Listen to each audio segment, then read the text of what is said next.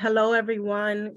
Good evening. We are very happy to see everyone here tonight, and I am very excited to welcome you to the second session of our Civilian Oversight Webinar Series.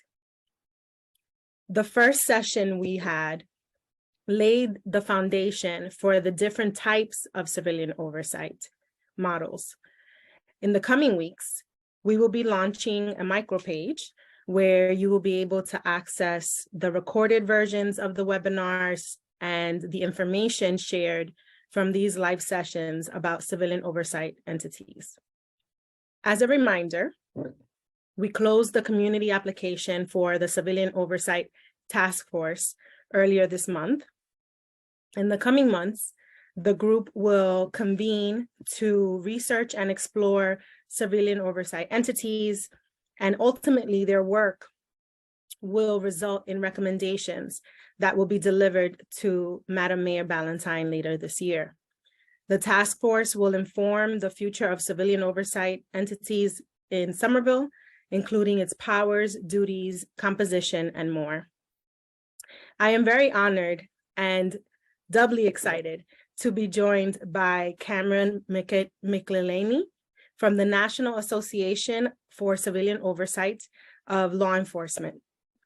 Over the course of the Civilian Oversight Webinar Series, we are hoping to provide a forum for the Somerville constituents and community to learn about the fundamental elements of civilian oversight, to hear from experts like NACOLE and neighboring municipalities who have oversight entities. We want to engage our neighbors. We want to develop a mutual understanding of what a sustainable model might look like and function like in the city of Somerville. So tonight, we will be taking questions. We will be answering questions on all things civilian oversight with the help of NACOLE. So without further ado, I would like to hand it over to Cameron from NACOLE so we can get started. Thank you so much, Denise. Before I launch into some information about NACOLE, I just want to take a moment to introduce myself to all of you. As Denise mentioned, my name is Cameron, and I am the newly appointed Executive Director of the National Association for Civilian Oversight of Law Enforcement. That's quite a mouthful. That's why we choose to go by NACOLE. I have been with the organization in one form or another since 1998. I started out as a member because I actually served on a civilian review board in the city of Indianapolis for 6 years. And from that time forward, I volunteered for the organization, became a contractor, became its first full-time employee, and have spent the last, I would say, 8 years as its director of training and education, where I've had the honor to work with cities like Somerville, other cities around the country, counties who are looking to either implement civilian oversight from scratch or to enhance systems that might already exist.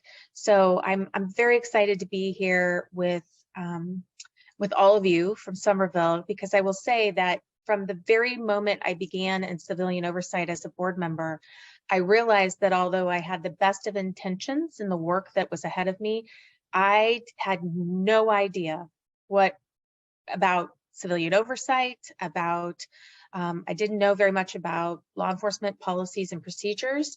And so I have made it one of my missions to make sure that people have the information they need to succeed in this type of work. So with that, Denise, would you like me to launch in a little bit more about NACOLE? So yes, why don't you begin by sharing with us what is NACOLE and why is NACOLE considered the national expert on all things civilian oversight? Absolutely. And I actually, I had also kind of brought with me a little PowerPoint just for this first part, just to kind of let you know a little bit about us so I didn't forget any of the details. So if you want to advance to the next slide, please. So I like to always, when I'm having conversations about civilian oversight, I like to start with this. And I think it's really important to remember a lot of times, particularly in cities where there's been a very serious critical incident, or those who are looking to more proactively establish civilian oversight, I think that it's, we often see people say, well, if we just get civilian oversight and have a review board, it will solve all of our problems. And I think all of us know that that is not the case. But as a reminder, I think that it's important to note that civilian oversight alone cannot solve all of the problems. However, I am a firm believer that you cannot solve the problems without it. So it is one thing that you put in place to help bring about more effective law enforcement that serves the community in a way that hears the community and responds to the community's needs. So with that, let's go to the next slide.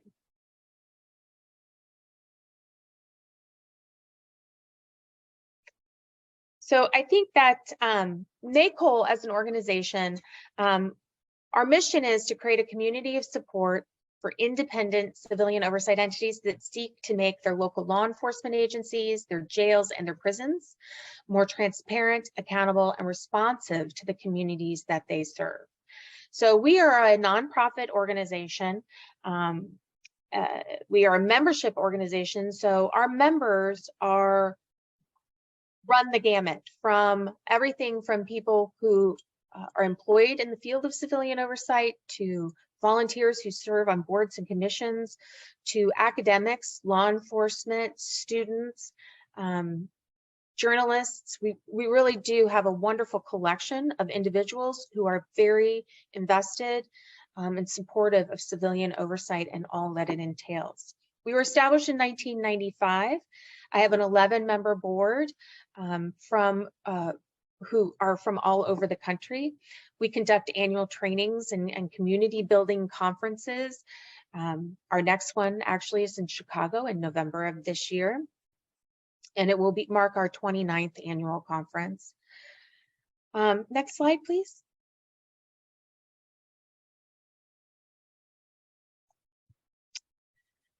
So how do we carry out our mission? So we provide technical assistance, training, and support, as I've mentioned a couple of times already. We organize conferences and seminars. We encourage networking and communication and sharing of information. I have to say, one of the things that I enjoy most about the world of civilian oversight, the community itself, is that no one wants anyone to reinvent the wheel or suffer through some of the things that they've suffered through. They are willing to come in, help, provide information, provide support, sometimes just lend an ear for everyone to talk about what they happen to be going through in their jurisdiction. So one of the things NACOLE does is work to help people be paired with people who might have some answers that are desperately needed in one jurisdiction. So cookie cutter is not the best practice. Absolutely not. In fact, in civilian oversight, there are about 220 oversight agencies that are throughout the United States, and these are oversight agencies that they're codified in law. They have powers and duties that they carry out. We're not talking about advisory boards. But of those 220 plus, no two are exactly alike. They might have similar models, they might share some of the same authorities, but there's always something that makes them different. And sometimes that's what comes out in the wash when you're compromising to get to a place of civilian oversight. Some of that's because a lot of times we have to remember that state and state statutes and existing local contracts can play a very significant role in what eventually becomes civilian oversight in a jurisdiction. And then if you want to go to the next slide for me, just a couple more here. We build on a daily basis, we work at building training and supporting civilian oversight. So I think it's important to remember that not only are we here when you're building it, we don't go away. We really embrace the need for training and know that your success depends on support at times. And then lastly, I just want to direct everybody's attention to a couple of resources that we have on our website. So our website is at NACOLE.org, and we, in the last year and a half, we've released a report on the state of the field of civilian oversight and effective practices. So if you want to know more about civilian oversight, how it's evolved over the years, but then also the principles of civilian oversight and the effective practices that are guided by them, this is an excellent document. There's also an executive summary if you want the shorter version of it, but really this longer version has those effective practices that are such important information when you're building civilian oversight. Thank you, and I'm sure that our Somerville community will appreciate those resources, the links to the resources. You mentioned effective, and I want to dig into that word a little bit more, because we tend to hear a lot. We want the best civilian oversight model for our city, and why is it important that we understand that it's better to say effective rather than best when we're talking about some of the measures of success of a civilian oversight board? So I'll first say that when we're talking about effectiveness, and what is effective, that's really the million-dollar question. One of the reasons that we use the term effective rather than best is that civilian oversight has developed in a very decentralized manner. You mentioned cookie cutter earlier, which means we're not really able to just pick up an oversight mechanism as a blueprint and pick it up and just drop it in another community. Each community has its own histories, its own needs, its own relationships with law enforcement, its own history of events that have happened that lead you to this moment. And so all of those things have to be considered. Because it's grown in this decentralized manner, there's what's best for one community might not be best for another.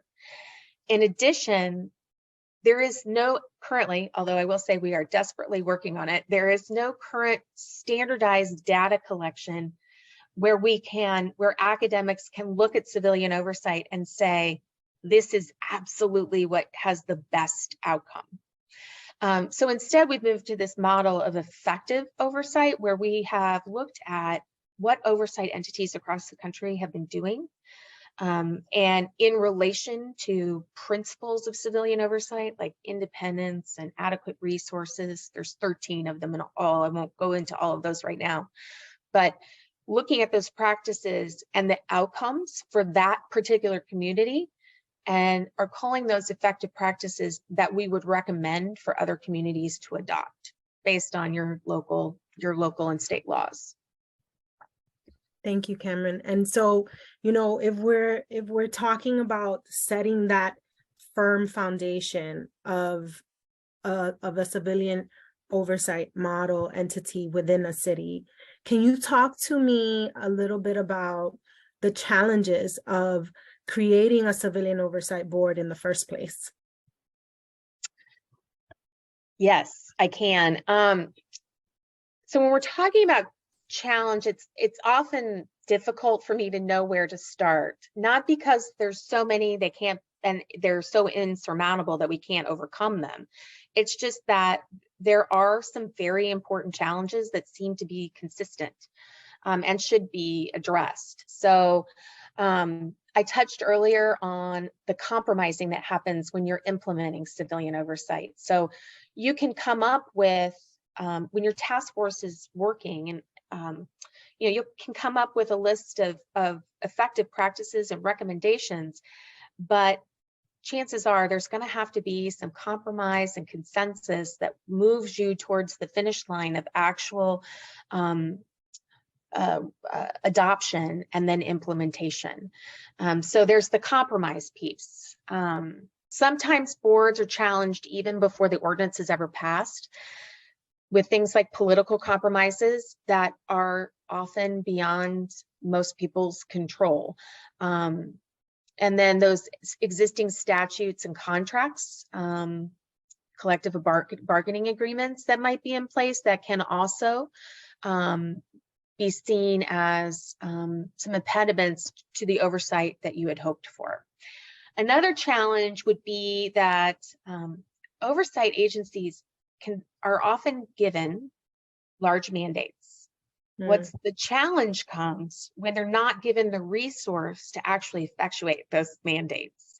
An example of this would be like a board that's asked to make policy recommendations without the adequate staff to actually assist in that work. You're talking about volunteer members who have limited time. They're not taking this on as a full-time job / volunteer, although I'm sure all of us have had those moments when we feel like we've done that. But even if they are serving with the best of intentions, wanting to serve their community, they may have little to no experience with data analysis or creating policy. And sometimes the city will short the agency the necessary staff and training needed because of budgetary considerations. And if a board or the staff don't have the training that they need, they're really being set up for failure.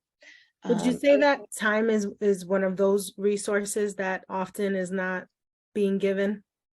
Yes, and I would say a lot of that though comes in, there is the time that, when something's implemented, those who have implemented it want everything to happen right away. It takes a while to really get an oversight agency started, even to get the training done and to review that first case. There's a lot that has to happen. And if you're building an office, the person who is hired to build that office out, that's going to take some time.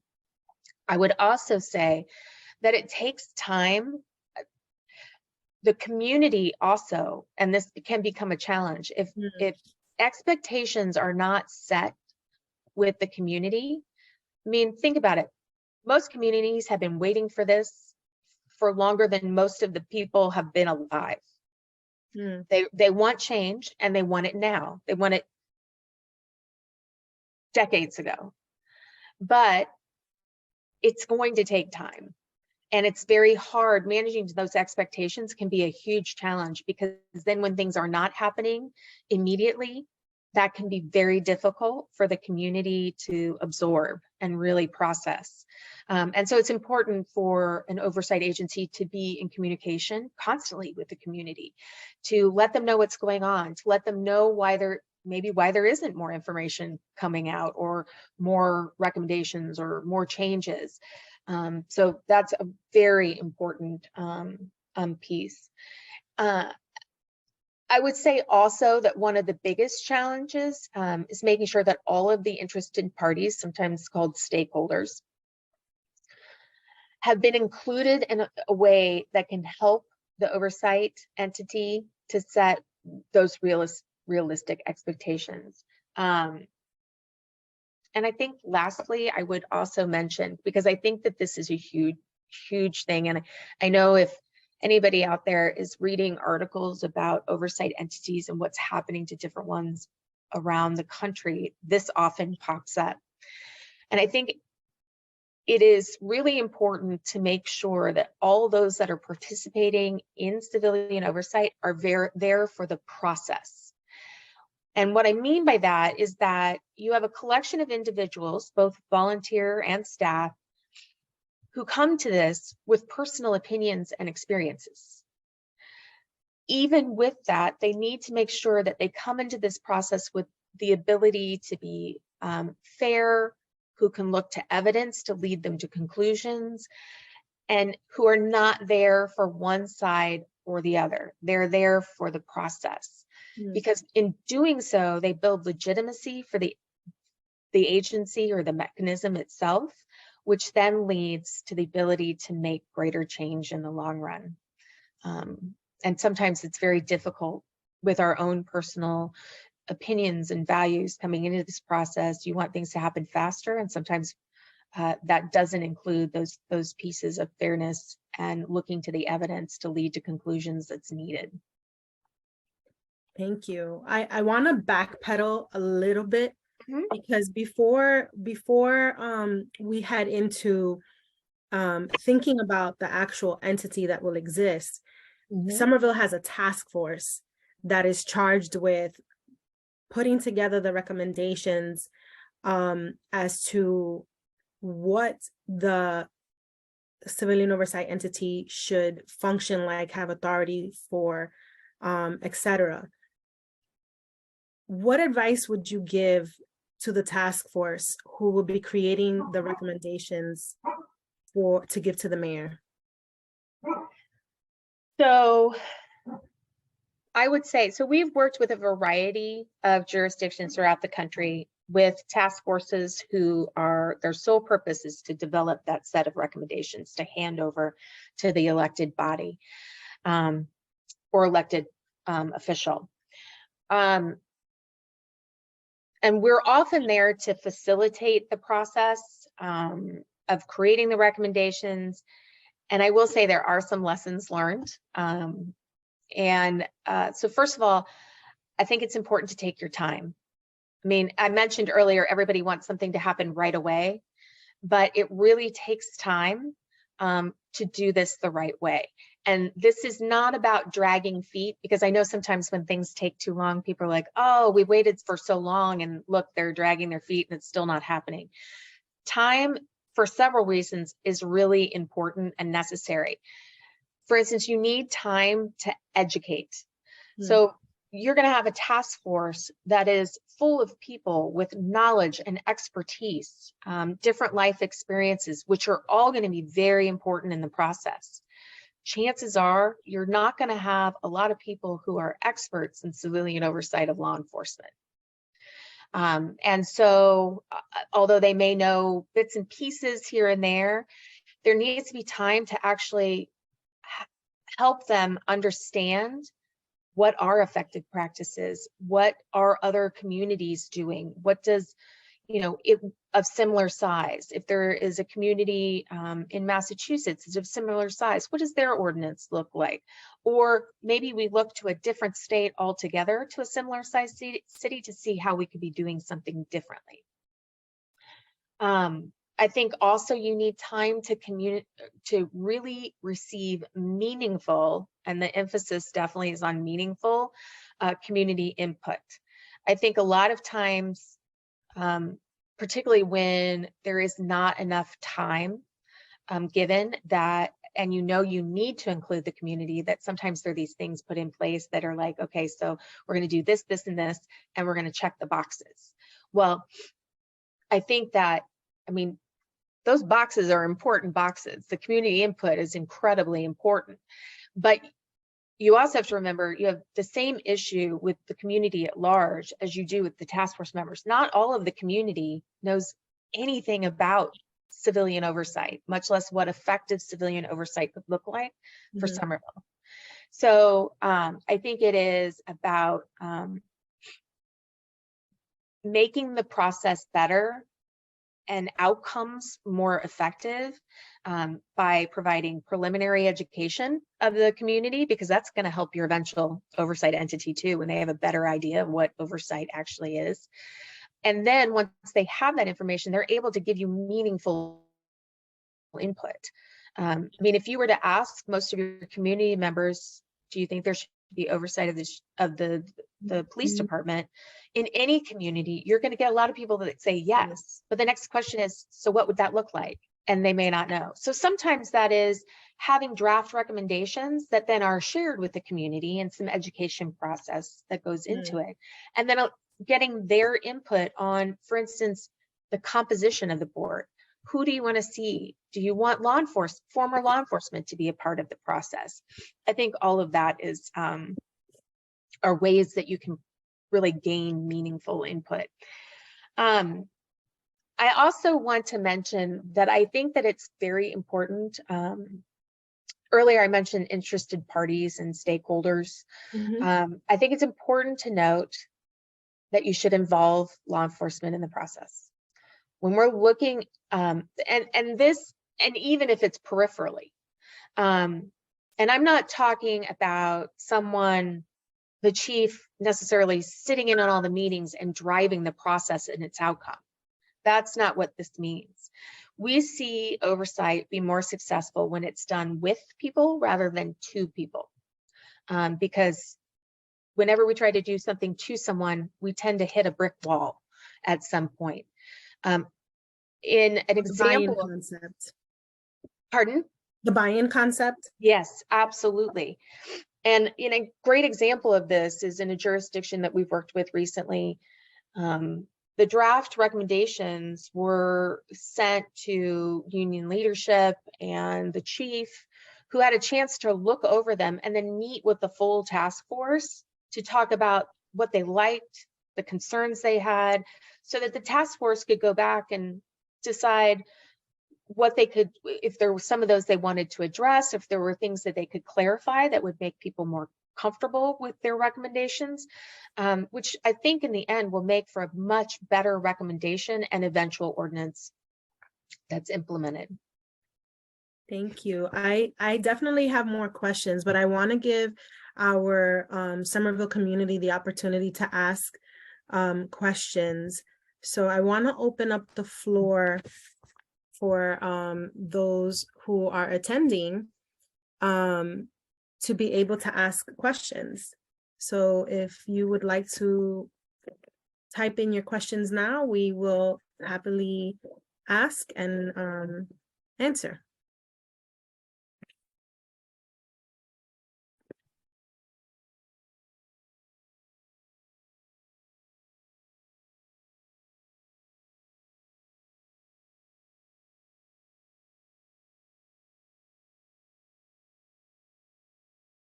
All right, and we have the first question, which is, how do we set expectations for the community about the process of getting to a civilian oversight entity model for Somerville? So, great question. So I think that one of the pieces are laying out. I know that you were talking about launching some things on the website. I think having in writing what the process is and the timeline is really important. I think that, and this is important for the task force too, for them to have a clear understanding of what their mandate is. So are they coming up with recommendations? Are they coming up with multiple recommendations?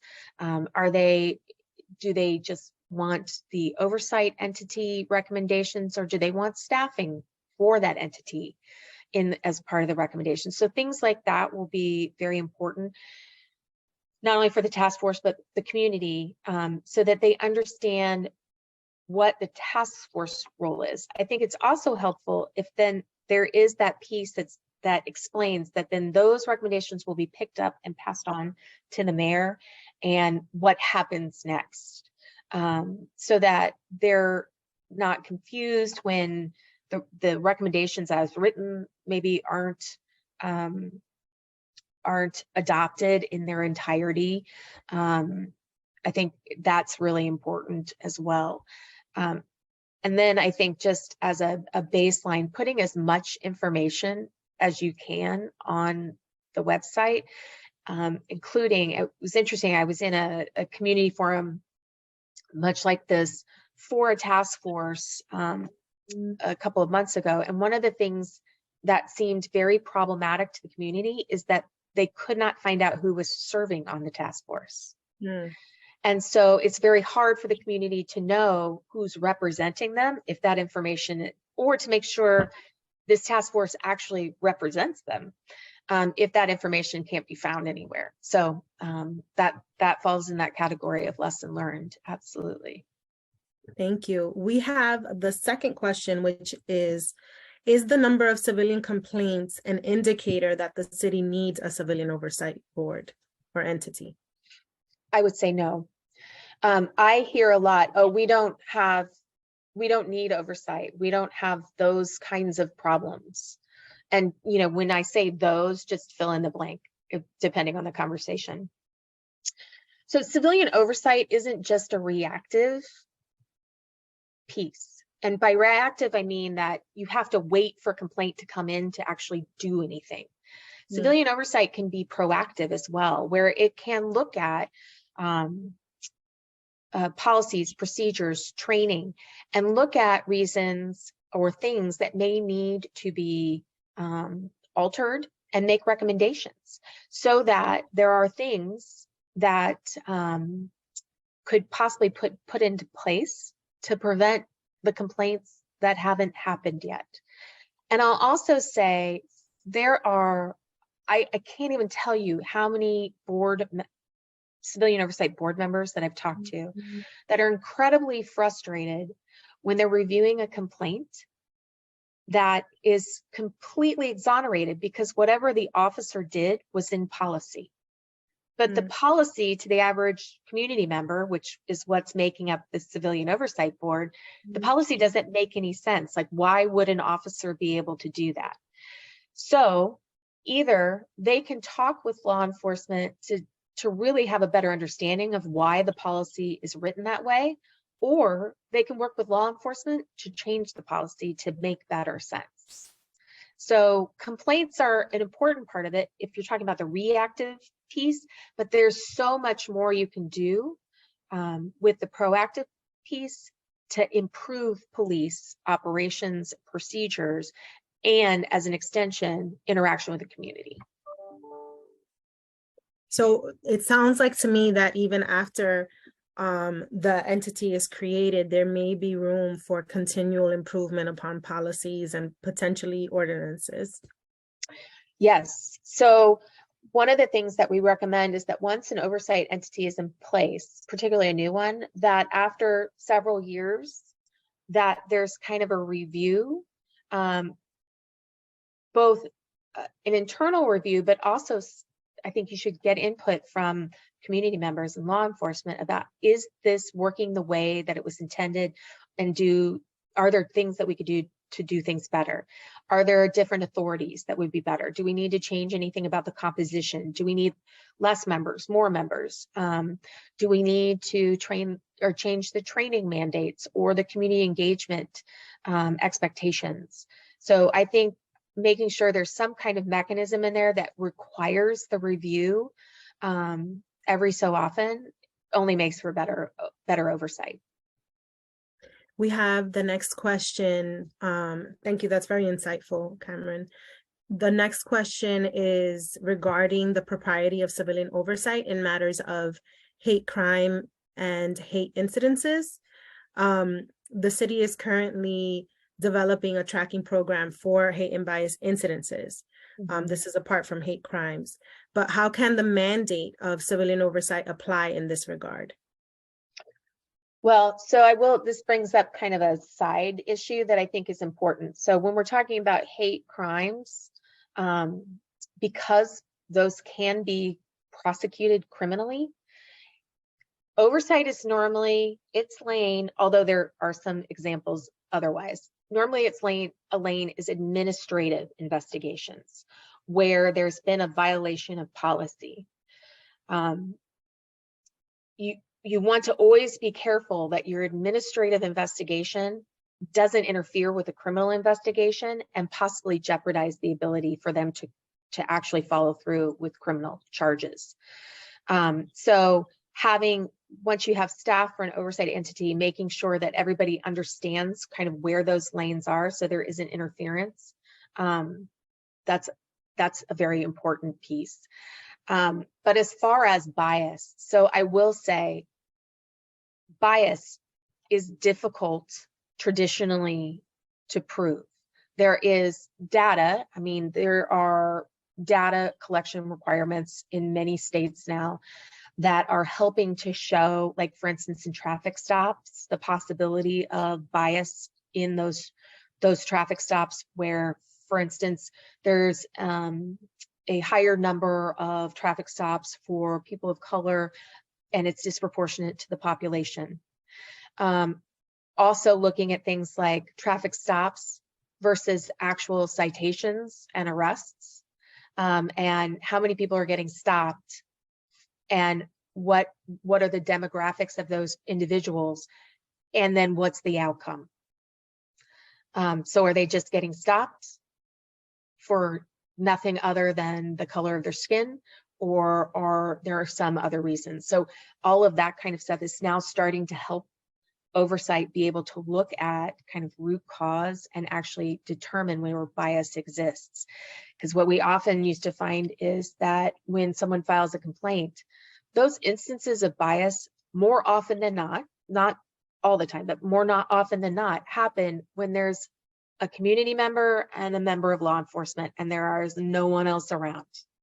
And so it becomes a they said situation, which leads to a very unsatisfying disposition or outcome. But we're slowly kind of working at ways that we can look at this differently so that there can be better outcomes, and then productive changes or recommendations made to help cease the amount of bias that may or may not have occurred previously. This actually is a good segue into the next question that was asked, which is, what are some indicators that a community needs a civilian oversight entity?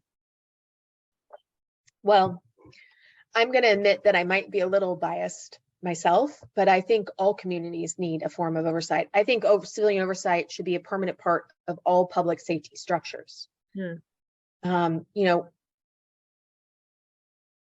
when you have an entity that has the ability to have such power over others, that having an entity that helps hold it accountable, but that also goes a step further and helps to improve it, why wouldn't you want to do that? I mean, because civilian oversight also, you know, I talked earlier about, you know, civilian oversight alone can't solve the problem. But one of the many reasons it has to be part of the solution is because there is no better entity built for being that bridge between law enforcement and the community it serves. And so by having those conversations and starting to build that trust between communities and law enforcement, what you see are law enforcement members able to do their job better because they have the support of the entire community as that trust is built, making public safety a stronger entity as a whole, because everybody is starting to work together rather than what we see in so many communities where there is kind of an us and them mentality that is right now very distinct and obvious, but as that trust is built, can be diminished to a point where communities and law enforcement can work together. So the civilian oversight entity is supposed to be the bridge between the community and the police department. Talk to me a little bit about what that connection with the entity and the police department could look like. How are they connecting with the police department in order to be that bridge? So I think, connecting, it becomes a little tricky because we often say when civilian oversight is doing its job right, there's really, everybody's upset with them. Because a lot of times, if civilian oversight sides with law enforcement, the community might be upset, and vice versa. So it's important for civilian oversight to maintain its independence, its structural, political, organizational independence, but still have relationships with law enforcement and all members of the community. So with law enforcement, that might look like making sure that you have open communications, that you are talking to them about what you're seeing, what you're hearing, what the community is saying that it needs. It's also about providing opportunities where law enforcement and the community can interact in positive ways. So that might look like, there's a great program out of the Independent Monitor's Office in Denver, Kids and Cops program, where the Monitor's Office set up a situation where they worked with youth, brought them together with law enforcement so that both law enforcement and youth could learn from each other. And then they added another layer to that where they involved the parents so that law enforcement could understand the perspectives of the parents of those children. So that doing programs like that, involving law enforcement in projects with successful outcomes, is a great way to kind of build that bridge. On the community side, I think it's really important to remember that it's not just about community engagement or outreach. It's not just about the output. While it is very important to let the community know what you're doing, what's happening, the policy recommendations you're making, the outcomes of investigations, all that's very important. But it's also important to talk about involvement. What kind of input are you allowing the community to have? It's important to listen. I always say that successful engagement is about 20% talking and 80% listening. And which I realize is very difficult. I have to remind myself of that 80% all the time. But I think that by allowing the community, hearing from the community what they need from law enforcement, what they're experiencing, what their perceptions of law enforcement are, and being able to transfer that information over to law enforcement so they have a better community or better understanding of the community that they're serving, also helps in that whole process of how you build that bridge. And once you start to have the understanding, I think then you could start bringing the two sides together in collaborative ways more and more, which only will help to strengthen the relationship. Thank you. I'm happy to say that the RSJ agrees that the community engagement and listening is so key and critical, especially with these matters. And we definitely have been doing our best to be a listening ear and really providing a voice for our community of Somerville. We are going to take in the last two questions from our community members as we're coming down to the last few minutes of our time. And the first one is, typically, where does funding for civilian oversight come from?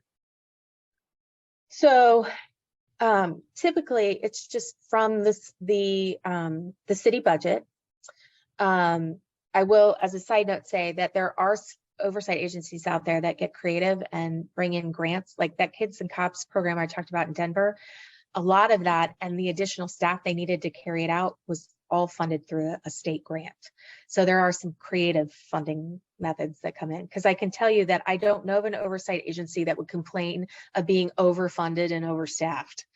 But some of the things that I think are important to think about when we're talking about funding is that, first of all, taking away money from law enforcement for civilian oversight sets up a situation where an adversarial situation before you've ever opened your doors for business.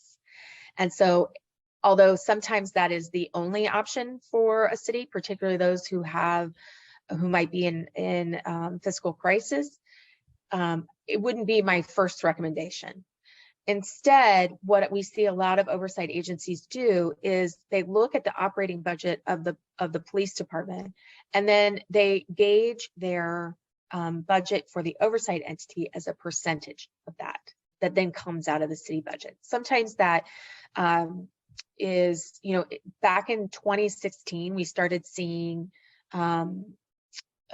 entities have put in city charters that they would get 1%. But since then, we have seen where cities are realizing that wasn't really enough to handle the additional mandates that were being given. And so sometimes that looks like 3% or 5% of what the police budget is. And so that does mean that as the law enforcement budget fluctuates, the oversight budget might as well. But it also means that if you grow your oversight, you grow your police force, then you're going to have you should have, as an oversight entity, the resources you need to handle that increased capacity or increased staffing levels. The final question actually has to do with the size or composition of the Civilian Oversight Board. And the question is there a recommended size or composition for civilian oversight boards? Like, what kinds of experts or community members should be represented as well on the entity? That's a great question as well. So this differs greatly from community to community. I will say that the average size of a board is about 9. We see some much bigger, but 7, 9, 11 is where we see kind of the most of our oversight board sizes fitting. A lot of times, because of the amount of training that's involved, there's a couple of alternates appointed, so they get the training as well, so that if someone moves or resigns, you have someone that can quickly take their spot. As far as the composition itself of the board, when you all get to the point where you're looking at recommendations, I would love to be able to share with you the way other cities have dealt with this. But I can say that for the most part, there's a lot of attention paid to making sure that the board represents the community, with special attention and consideration given to those who represent communities that are disproportionately affected by policing and police misconduct. And because, we work with a lot of communities where there is definitely a disproportionate effect of policing on communities of color. And even if that community may be 70% white, that shouldn't matter. You need to make sure that you have people that represent why you have oversight in the first place on those committees. But also, it's not just, it's important to remember that it's not just making sure that there are people of color on the board. It also has to do with making sure that there are people who represent the LGBTQIA community, people who represent the unhoused, there's a long list of making sure that there are lots of voices in that space or in that meeting room to provide perspectives, particularly when you're talking about anything to do with data and policy changes, to make sure you have those voices as part of that process. And then one more thing I'll add. Absolutely, go for it. Yeah, is that one of the questions that often come up is whether or not former law enforcement should participate and be a part of the board. Now, I will say, I do not see, there are some boards who have current law enforcement on the board acting in an ex officio manner. So they don't have a vote, but they are there and members of the board. I will say that causes some difficulty in the board, particularly with building legitimacy with the community. With that said, having advisors from law enforcement who can come at the bequest of the chair or the board itself can be very helpful. When I served on a board, we had a member of the Internal Affairs Division come when we were reviewing cases, so that we had someone to answer questions for us. Someone who often was the one who did the review or did the investigation. So we are seeing some communities who recommend that a former law enforcement member could be on the board if they've been away from law enforcement for X number of years. Sometimes that's 5, 7, 10 years, or who were never employed by the overseen. So in your case, it would not be a former Somerville Police Department sworn officer, but it could be someone from Cleveland, perhaps. Okay. So So that's up to the task force, and this becomes, it's different in every community, how they deal with that piece.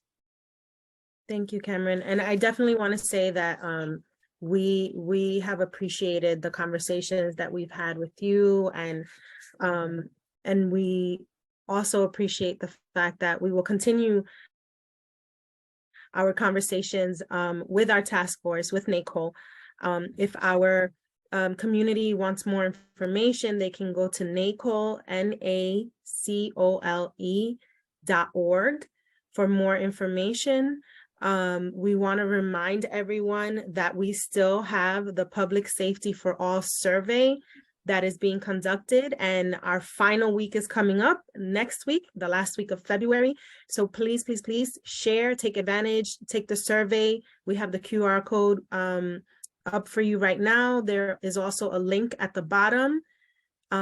Please take the survey. This is our final journey into being able to take everyone's thoughts on public safety in Somerville.